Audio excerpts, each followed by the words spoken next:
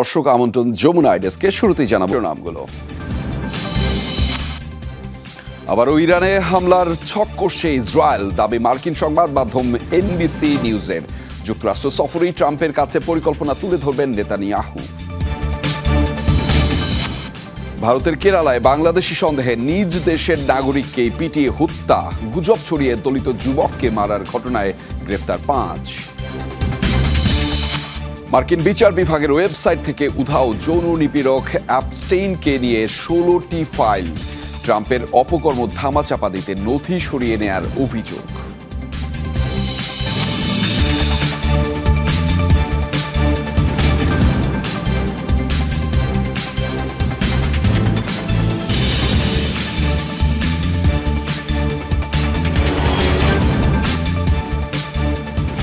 দর্শক আমন্ত্রণ যমুনা আইডেসকে। এতক্ষণ শিরোনাম দেখছিলেন, আপনাদের সাথে আছি আমি আহমেদ রেজা। এবার জানাচ্ছি বিস্তারিত। আবারও ইরানে হামলার ছক করছে ইসরায়েল। চলতি মাসে যুক্তরাষ্ট্র সফরে প্রেসিডেন্ট ডোনাল্ড ট্রাম্পের কাছে নতুন পরিকল্পনার বিস্তারিত তুলে ধরবেন প্রধানমন্ত্রী বেনিয়ামিন নেতানিয়াহু। এক প্রতিবেদনে চাঞ্চল্যকর এই তথ্য প্রকাশ করেছে মার্কিন সংবাদ মাধ্যম এনবিসি নিউজ। প্রতিবেদনে বলা হয়েছে, ব্যালিস্টিক মিসাইল উৎপাদন বাড়িয়েছে তেহরান, যা তেল আবিবের মূল মাথা ব্যথা।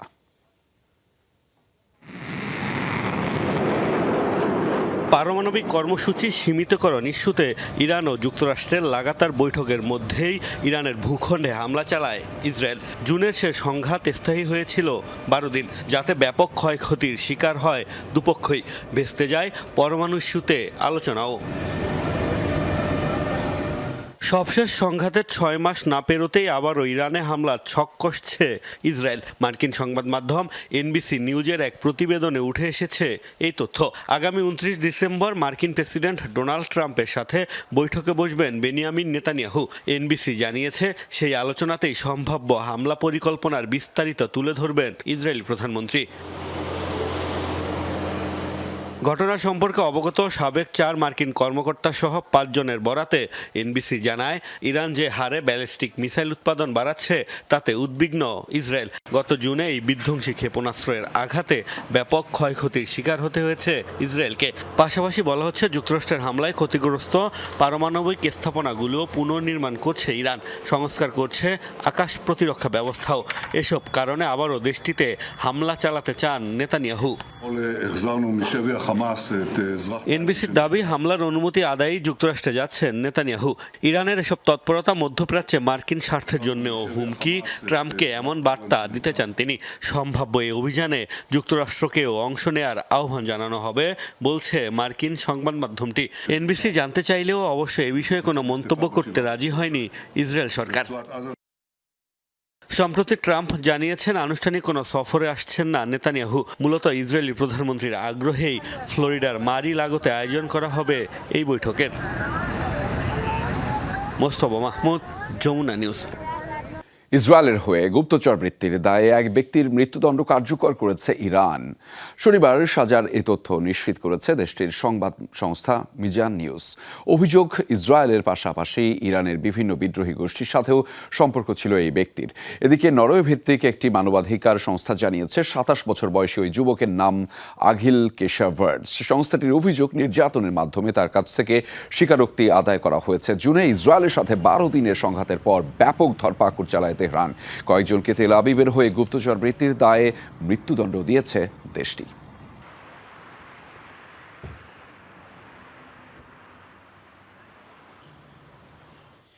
গাজায় যুদ্ধবিরতির পরিকল্পনার পরবর্তী ধাপ নিয়ে আলোচনায় যুক্তরাষ্ট্রের মায়ামিতে সাক্ষাৎ করেছেন যুক্তরাষ্ট্র, মিশর, কাতার ও তুরস্কের প্রতিনিধিরা। শনিবার এক যৌথ বিবৃতিতে এই তথ্য নিশ্চিত করেছে মার্কিন বিশেষ দূত স্টিভ উইটকফ। জানানো হয়, গাজার শান্তি পরিকল্পনায় প্রথম ধাপের পর্যালোচনা এবং দ্বিতীয় ধাপে বাস্তবায়ন ত্বরান্বিত করাই ছিল লক্ষ্য। শুক্রবার ফ্লোরিডার মায়ামিতে বৈঠকে বসেন মধ্যস্থতাকারী দেশগুলোর প্রতিনিধিরা। গুরুত্বপূর্ণ এই বৈঠকে স্টিভ উইটকফের পাশাপাশি উপস্থিত ছিলেন কাতারের প্রধানমন্ত্রী, মিশরের গোয়েন্দা প্রধান ও তুরস্কের পররাষ্ট্রমন্ত্রী। দ্রুতই শুরু হবে দ্বিতীয় ধাপের পরিকল্পনার বাস্তবায়ন। ইসরায়েল ও হামাস দুপক্ষকেই শান্তি পরিকল্পনা মেনে চলার আহ্বান জানিয়েছে মধ্যস্থতাকারী রাষ্ট্রগুলো। দখলকৃত সিরীয় গোলান মালভূমিতে দুটি সামরিক চেকপোস্ট স্থাপন করেছে ইসরায়েল। শনিবার দেশটির দক্ষিণাঞ্চলীয় কুনেত্রায় অভিযান চালায় আইডিএফ। এ ঘটনাকে সিরিয়ার রাষ্ট্রীয় গণমাধ্যম দেশটির সার্বভৌমত্বের লঙ্ঘন বলে আখ্যা দিয়েছে। এর আগে অঞ্চলটির আরও বেশ কিছু শহরে অভিযান চালায় তেল আবিব। গেল কয়েক মাস যাবৎ দক্ষিণ সিরিয়ার বিভিন্ন স্থানে এসব অভিযান পরিচালনা করছে আইডিএফ। চেকপোস্ট স্থাপনের পাশাপাশি স্থানীয় বাসিন্দাদের আটকের ঘটনাও ঘটেছে অহরহ। এসব কারণে ইসরায়েলের বিরুদ্ধে স্থানীয়দের মাঝে জনরোষ বৃদ্ধি পাচ্ছে। চলতি বছর শেষ হওয়ার আগেই সশস্ত্র গোষ্ঠী হিজবুল্লাহকে নিরস্ত্রীকরণের কাজ প্রায় সম্পন্নের দাবি করেছে লেবানন। শনিবার এক বিবৃতিতে এই কথা জানিয়েছেন লেবাননের প্রধানমন্ত্রী নওয়াফ সালাম। তিনি জানিয়েছেন, ইসরায়েলের সাথে যুদ্ধবিরতির অংশ হিসেবে হিজবুল্লাহকে নিরস্ত্র করার উদ্যোগ নেওয়া হয়। এর ভিত্তিতে প্রথম ধাপে লিতানি নদীর দক্ষিণাঞ্চলের হিজবুল্লাহ সদস্যদের অস্ত্র পরিত্যাগ কার্যক্রম প্রায় শেষের পথে। এরপর দ্বিতীয় ধাপে লিতানি নদীর উত্তরাঞ্চলের হিজবুল্লাহ সদস্যদের নিরস্ত্রীকরণে পদক্ষেপ নেবেন তারা। গেল 5 আগস্ট যুক্তরাষ্ট্রের আহ্বানে লেবানন সেনাবাহিনীকে এই কাজে নিযুক্ত করেছিল দেশটির সালাম সরকার। ভারতের কেরালায় বাংলাদেশি সন্দেহে এক ভারতীয় নাগরিককেই পিটিয়ে হত্যা করা হয়েছে। চোর সন্দেহে আটক করা হয় রামনারায়ণ নামের দলিত সম্প্রদায়ের ওই যুবককে। এ সময় তার বাংলাদেশি নাগরিকত্ব নিয়ে গুজব ছড়ানো হয়, যার জেরে পিটিয়ে হত্যা করে উচ্ছৃঙ্খল জনতা। এই ঘটনায় 5 জনকে গ্রেফতার করা হয়েছে। বেধড়ক পিটিয়ে প্রায় আধমরা করার পর মাটিতে বসিয়ে রাখা হয়েছে অসহায় এই যুবককে। বারবার জিজ্ঞেস করা হচ্ছে সে বাংলাদেশি কিনা। লাগাতার মার খেয়ে আতঙ্কিত যুবক কোনো কথাই বলতে পারছিল না। একটা সময় উচ্ছৃঙ্খল জনতার পিটুনি খেয়ে মৃত্যুর কোলে ঢলে পড়েন তিনি। বাংলাদেশি বলে পেটানো হলেও আদতে তিনি ছিলেন ভারতের দলিত সম্প্রদায়ের দিনমজুর রামনারায়ণ বাঘেল। কাজের সন্ধানে গেল সপ্তাহে ভারতের ছত্তিশগড়ের এক অজপাড়াগা কারহি থেকে কেরালায় এক আত্মীয়র বাড়িতে এসেছিলেন দিনমজুর রামনারায়ণ। নির্মাণাধীন একটি ভবনে কাজও জুটিয়েছিলেন, কিন্তু নির্মম এক পরিহাসের শিকার হলেন হতভাগ্য এই ব্যক্তি। এলাকায় একটি চুরির ঘটনায় তাকে চোর সন্দেহে পাকড়াও করে স্থানীয় কিছু যুবক। প্রথমে একচোট গণপিটুনির পর বাংলাদেশি বলে গুঞ্জন ছড়িয়ে দেওয়া হয় জড়ো হওয়া বিশাল মবের মাঝে। নির্মমভাবে পিটিয়ে হত্যার পর পুলিশ এসে রামনারায়ণের আধার কার্ড যাচাই করে পরিচয় নিশ্চিত করে। এরপর এই ঘটনার মূল হোতা হিসেবে স্থানীয় 5 যুবককে আটক করা হয়। নিঃস্ব এই দুর্ভাগার পরিবারে স্ত্রী ছাড়াও রয়েছে 8 ও 9 বছর বয়সী 2 সন্তান। তার রোজগারেই কোনো রকমে দিন যেত পরিবারটির। ময়নাতদন্ত শেষে মরদেহ রামনারায়ণের গ্রামে পাঠানোর কথা জানিয়েছে পুলিশ। সাবরিনা নুসরাত, যমুনা নিউজ। ভারতের রাজধানী নয়াদিল্লিতে আবারও ভয়াবহ রূপ নিয়েছে বায়ু দূষণ। পরিস্থিতি এতই ভয়াবহ যে দিনের বেলাতেও মিলছে না সূর্যের আলোর দেখা। টানা কয়েকদিন ধরে বিপজ্জনক মাত্রায় বাতাসের গুণমান সূচক AQI যেখানে 100-র উপরে উঠলেই অস্বাস্থ্যকর, সেখানে দিল্লির অনেক এলাকায় AQI-এর সূচক 450 ছাড়িয়েছে, যা স্বাস্থ্যের জন্য অত্যন্ত ঝুঁকিপূর্ণ। পরিস্থিতি সামাল দিতে বেশ কয়েকটি জরুরি পদক্ষেপ নিয়েছে কর্তৃপক্ষ। ঘন কুয়াশার মতো ধোঁয়ায় ঢেকে আছে দিল্লির আকাশ। কয়েকশো মিটার দূরত্বের কিছু দেখতে পাওয়া দুষ্কর। এয়ার কোয়ালিটির ইন্ডেক্স অনেক এলাকায় ছুঁয়েছে অত্যন্ত বিপজ্জনক মাত্রা। বিশেষজ্ঞদের মতে যানবাহনের ধোঁয়া, নির্মাণ কাজের ধুলা, শিল্প কারখানার নির্গমন আর পার্শ্ববর্তী রাজ্যের খড় পোড়ানোর ধোঁয়া সব মিলিয়েই তৈরি হয়েছে এই পরিস্থিতি। বায়ু দূষণের ফলে শ্বাস নেওয়াই যেন কঠিন হয়ে পড়েছে। দূষণের প্রভাবে সবচেয়ে বেশি ভুগছে শিশু এবং বয়স্করা। হাসপাতালে শ্বাসকষ্ট, হাঁপানি ও চোখের সমস্যা নিয়ে রোগীরা ভিড় করছে। অপ্রয়োজনে ঘরের বাইরে না যাওয়া, মাস্ক ব্যবহার এবং শিশুদের ঘরের ভেতর রাখার পরামর্শ চিকিৎসকদের। দূষণের একমাত্র সমাধান হলো মাস্ক পরা এবং ঘর থেকে বের হওয়া সীমিত করা। পরিস্থিতি সামাল দিতে দিল্লি সরকার জারি করেছে একাধিক জরুরি নির্দেশনা। বন্ধ রাখা হয়েছে কিছু নির্মাণ কাজ, সীমিত করা হয়েছে যান চলাচল। দূষণ কমাতে নতুন উদ্যোগ হিসাবে শহরের বিভিন্ন এলাকায় লাইট পোস্টে বসানো হয়েছে পানি ছিটানোর যন্ত্র। এই স্প্রিংকলারের মাধ্যমে বাতাসের ভাসমান ধূলিকণা কিছুটা হলেও কমানোর চেষ্টা করা হচ্ছে। বাইরে বের হলে আমার কাশি হয়, বার্ধক্যও একটা কারণ। তবে এখানে বসানো জলের স্প্রিংকলার দেখার পর আমি অবাক হয়েছি।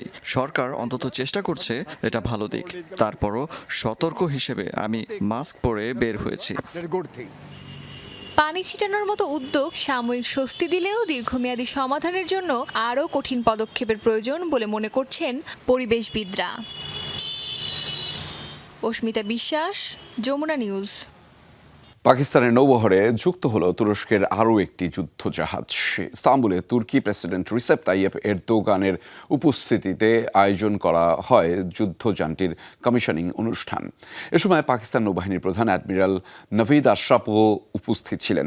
2018 সালে হওয়া চুক্তি অনুযায়ী আঙ্কারার কাছ থেকে এই যুদ্ধজাহাজ পেল ইসলামাবাদ। পিএনএস খাইবার নামের এই যুদ্ধজাহাজটি মূলত তুরস্কের মিলগেম ক্লাস করভেট, যেখানে সংযোজন করা হয়েছে অত্যাধুনিক প্রযুক্তির কমান্ড ও কন্ট্রোল সিস্টেম।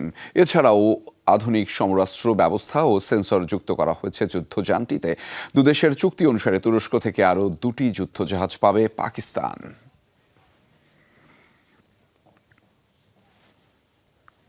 দক্ষিণ আফ্রিকায় একটি বারে বন্দুকধারীদের হামলায় প্রাণ হারিয়েছে 9 জন, আহত হয়েছে অন্তত আরও 10 জন।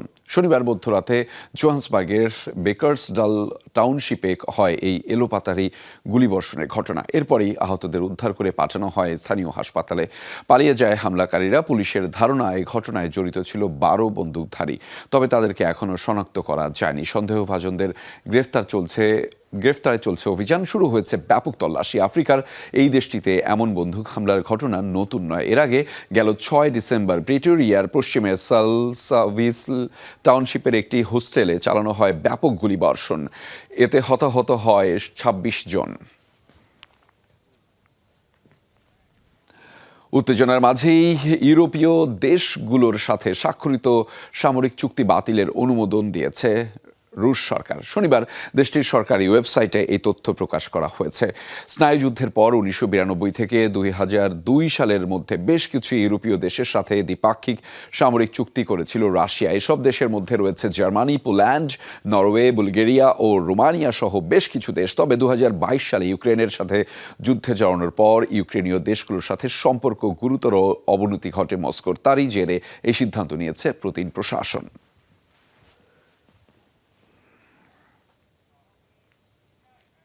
মার্কিন বিচার বিভাগের ওয়েবসাইট থেকে উধাও হয়ে গেল কুখ্যাত যৌন নিপীড়ক জেফ্রি অ্যাপস্টেইনের অপকর্ম নিয়ে প্রকাশিত 16টি ফাইল। এর মধ্যে প্রেসিডেন্ট ডোনাল্ড ট্রাম্পের ছবিসহ ফাইলও রয়েছে বলে দাবি ডেমোক্র্যাটদের। অভিযোগ, প্রেসিডেন্টের অপকর্ম ধাপাচাপা দিতেই সরিয়ে নেওয়া হয়েছে নথিগুলো।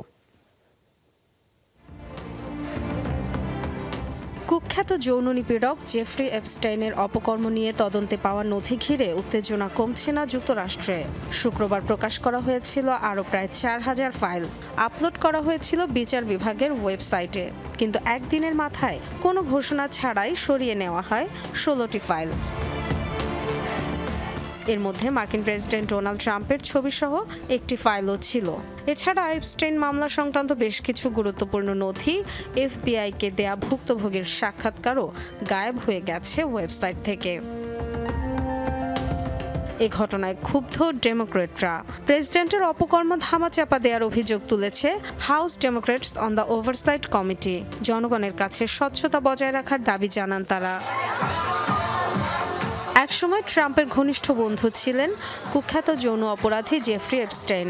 20 বছরেরও বেশি সময় আগে তাকে লেখা একটি অশ্লীল চিঠি ফাঁসের পরই এই ইস্যুতে শুরু হয় তোলপাড়। হয়ে ওঠে মার্কিন রাজনীতির সবচেয়ে আলোচিত বিষয়।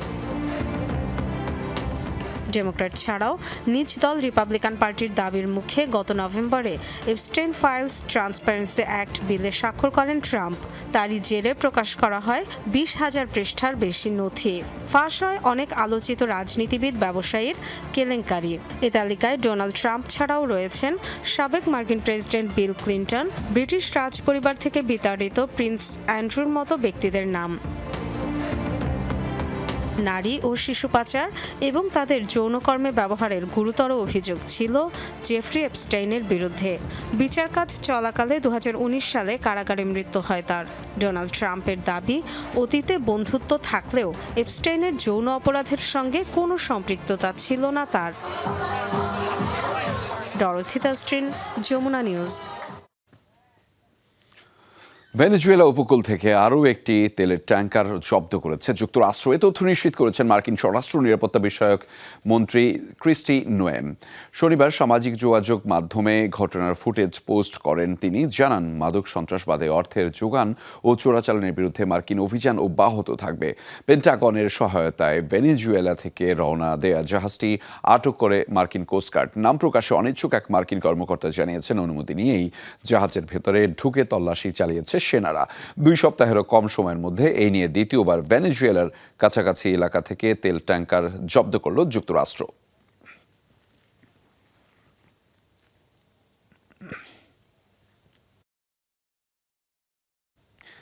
পুয়ের্তো রিকোর মার্কিন ঘাঁটি ঘিরে আবারও ব্যাপক সামরিক তৎপরতা দেখালো যুক্তরাষ্ট্র। শনিবার বোয়িং C-17 গ্লোবমাস্টার 3 সামরিক বিমান উঠতে দেখা গেছে অঞ্চলটিতে। অন্যদিকে দক্ষিণ উপকূলে টহল দিচ্ছে মার্কিন guided missile destroyer USS Thomas hardener. মাদক পাচার বিরোধী অভিযানের নামে কয়েক মাস ধরেই ভেনেজুয়েলার নৌযানে হামলা চালিয়ে যাচ্ছে যুক্তরাষ্ট্র। ক্যারিবীয় অঞ্চলে মোতায়েন রয়েছে বিমানবাহী রণতরী, যুদ্ধজাহাজ, ফাইটার জেট ও কয়েক হাজার সেনা। গত মঙ্গলবার ভেনেজুয়েলার তেলবাহী ট্যাঙ্কার প্রবেশ এবং বের হওয়ার উপর পূর্ণাঙ্গ অবরোধের ঘোষণা দেন মার্কিন প্রেসিডেন্ট ডোনাল্ড ট্রাম্প। এতে দুদেশের মধ্যে বেড়েছে উত্তেজনা।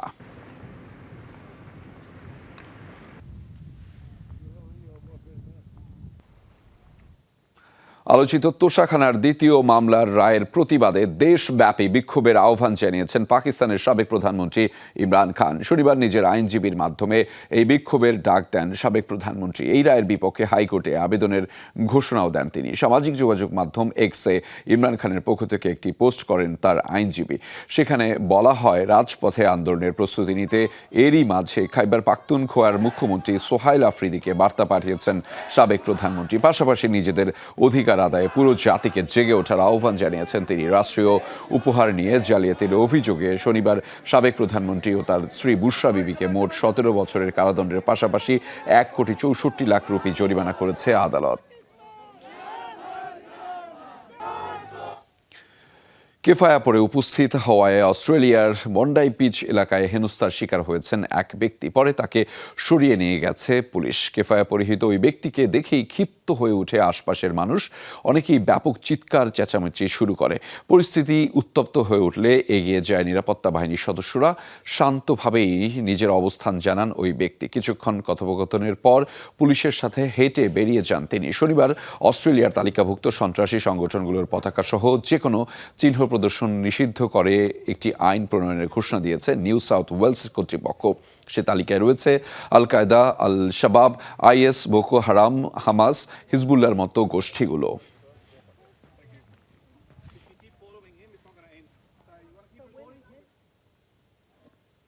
পৃথিবীতে চলাফেরায় হুইল চেয়ার প্রয়োজন হলেও দিব্যি মহাকাশে ভ্রমণ সেরেছেন 33 বছর বয়সী মাইকায়েলা বেনথাউস। শনিবার যুক্তরাষ্ট্রের টেক্সাস থেকে মহাকাশে পাড়ি জমায় ব্লু অরিজিনের একটি যাত্রীবাহী মহাকাশযান। এতে 5 জন আরোহীর সাথে ছিলেন তিনিও। 7 বছর আগে সাইকেল দুর্ঘটনায় মেরুদণ্ডের আঘাতে চলতে ফিরতে অক্ষম হয়ে পড়েন তিনি। তবে মহাকাশ ভ্রমণের অদম্য ইচ্ছায় প্রতিবন্ধকতা জয় করেছেন তিনি। হুইল চেয়ার ব্যবহারকারী প্রথম কোনো ব্যক্তি হিসেবে মহাকাশে পাড়ি জমান এই নারী। পৃথিবী ছেড়ে মহাকাশের পথে রওনা হচ্ছে মার্কিন ধনকুবের জেফ বেজোসের কোম্পানি ব্লু অরিজিনের রকেট। প্রচণ্ড বেগে বায়ুমণ্ডল ভেদ করে আরোহীদের নিয়ে মহাশূন্যে পৌঁছায় যাত্রীবাহী মহাকাশযানটি। যুক্তরাষ্ট্রের টেক্সাস থেকে মহাকাশের উদ্দেশ্যে রওনা হওয়া আকাশযানে 5 জন আরোহী এই সাব অরবিটাল ফ্লাইটে অংশ নেন। 10 মিনিট ধরে পৃথিবীর কক্ষপথের অর্ধেক পথ ভ্রমণ করে মহাশূন্যের সৌন্দর্য উপভোগ করেন তারা। এরপর আবারও একটি স্পেস শাটলে ফিরে আসেন পৃথিবীতে। আজকের পৃথিবীতে এমন মহাকাশ ভ্রমণ নতুন কোনো বিষয় নয়। তবে হুইল চেয়ারে চলা কোনো ব্যক্তিকে নিয়ে মহাকাশ পাড়ি এটিই প্রথম। 7 বছর আগে পাহাড়ে সাইকেল দুর্ঘটনায় গুরুতর আহত হয়েছিলেন 33 বছর বয়সী মাইকায়েলা বেনথাউস। নেদারল্যান্ডসে ইউরোপীয় মহাকাশ সংস্থার গ্র্যাজুয়েট ট্রেইনি প্রোগ্রামের সদস্য থাকার সুবাদে মহাকাশ থেকে পৃথিবী দেখার স্বপ্ন ছিল আগে থেকেই। তবে হাঁটা চলায় অক্ষম হওয়ায় পূরণ হয়নি সে স্বপ্ন। অবশেষে ধরা দিয়েছে বেনথাউসের অধরা সেই স্বপ্ন। আমি মনে করি কখনোই স্বপ্ন পূরণের আশা ছাড়া উচিত নয়। জীবনে অনেক সময় আসে যখন স্বপ্ন পূরণ কঠিন হয়ে পড়ে, তবুও হাল ছাড়া উচিত নয়। আমি সত্যিই ভাগ্যবতী যে আমার সেই সুযোগ হয়েছে। ব্লু অরিজিনের প্রতি আমি কৃতজ্ঞ। মেরুদণ্ডের আঘাতে বেনথাউস একেবারেই হাঁটতে পারেন না। জরুরি অবস্থায় নিজে নিজে ক্যাপসুল ত্যাগ করাও তার পক্ষে সম্ভব নয়। তাই উড়ানের আগে একজনকে তার সহকারী হিসেবে পাঠানো হয়। এর আগেও দৃষ্টি ও শ্রবণ প্রতিবন্ধকতা থাকা ব্যক্তিরা ব্লু অরিজিনের মহাকাশ পর্যটনে অংশ নিয়েছিলেন। এমনকি 2জন 90 বছর বয়সীও রয়েছেন সেই তালিকায়। 2021 সালে ব্লু অরিজিনের প্রথম মহাকাশ যাত্রায় অংশ নেন কোম্পানির প্রতিষ্ঠাতা Jeff Bezos. Pranpratim Kundu, Jamuna News. দর্শক, এই ছিল যমুনা আইডেস্কে। এতক্ষণ আমাদের সাথে থাকার জন্য আপনাদের সবাইকে ধন্যবাদ।